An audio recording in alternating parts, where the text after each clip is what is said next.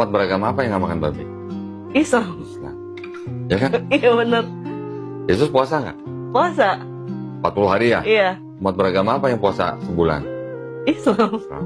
Saya mau menanggapi kata-kata dari Don Ditan yang mengatakan bahwa Yesus itu disunat, Islam disunat, berarti Yesus Islam. Yesus tidak makan babi, Islam tidak makan babi, jadi Yesus itu Islam. Sepertinya bagus sekali ya, sepertinya pinter sekali dia membuat kesimpulan. Tetapi saya mau menunjukkan bahwa cara berpikirnya itu salah. Di dalam ilmu logika ya, silogisme atau reasoning, ketika orang mau membuat suatu kesimpulan, itu biasanya ada yang disebut dengan premis mayor dan premis minor. Lalu di situ ada namanya term mediate. Ada di tengah-tengah tuh yang nanti dipakai untuk mengambil kesimpulan. Saya beri contoh misalnya begini. Korupsi adalah mencuri. Mencuri adalah dosa. Kesimpulannya, korupsi itu dosa. Jadi middle termnya itu mencuri. Dan mencuri itu harus bersifat universal. Baru orang bisa menyimpulkan, oh maka korupsi itu dosa. Tapi apa yang dibuat oleh Don Ditan ini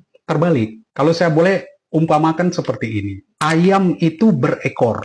Anjing itu berekor. Maka ayam itu anjing. Nah, itu yang dia buat. Jadi kesimpulannya itu salah sekali. Karena apa? Middle termnya yang harusnya universal, itu tidak. Itu malah itu parsial, hanya sebagian. Jadi middle termnya itu salah. Kalau kamu mau buat kesimpulan seperti ini, misalnya bisa. Islam itu sholat 5 waktu. Paskalis Islam. Jadi Paskalis sholat 5 waktu. Bisa. Karena yang universal tuh Islamnya, itu yang boleh kamu jadikan sebagai middle termnya. Jadi itu cara berpikirmu terbalik. Jadi tidak bisa kamu katakan karena Yesus tidak makan babi, Islam tidak makan babi, berarti Yesus Islam. Tidak bisa kamu simpulkan begitu. Selain itu, makan babi itu tidak identik dengan Islam. Banyak orang punya sakit alergi tertentu, dia tidak makan babi. Dan Yesus tidak makan babi itu bukan karena dia Islam, tetapi karena dia Yahudi. Yesus sunat, dan sunat orang Yahudi itu punya makna lain dengan sunatnya orang Islam. Itu karena di dalam tradisi Yahudi, untuk menjadi anggota umat perjanjian, mereka harus disunat. Itu identitas